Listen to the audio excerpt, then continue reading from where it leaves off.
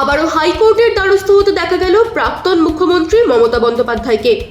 ভবানীপুরের নির্বাচনী ফলকে চ্যালেঞ্জ ছুড়ে দিতেই মঙ্গলবার দুপুরে একটি মামলা দাখিল করলেন তিনি। গত 4 মে বিধানসভা নির্বাচনে 15,000-এরও বেশি ভোটে পিছিয়ে অপ্রত্যাশিত হারের পর গত 14 মে প্রথমবার হাইকোর্টে মামলা করেন তিনি। আর ঠিক তারপরেই আজ আবারও মামলা করতে আসেন মমতা বন্দ্যোপাধ্যায়। পরপর 3 বার মুখ্যমন্ত্রী হওয়ার পর এই হার তিনি মেনে নিতে পারেননি একদমই। তাই তো নবান্নের চেয়ারটি তিনি আঁকড়ে ধরে রেখেছিলেন। এমনকি নির্বাচনের ফলাফলের দিন শুরুর দিকে পর্যন্ত জয়ের হাওয়া তার দিকেই বইছিল।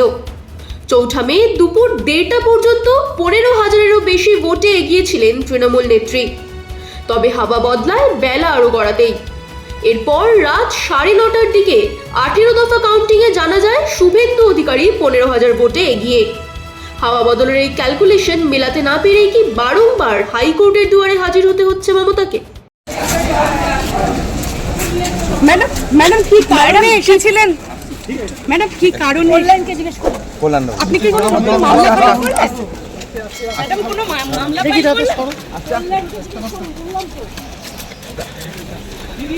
কোনো মামলা ফাইল করতে এসেছিলেন দিদি?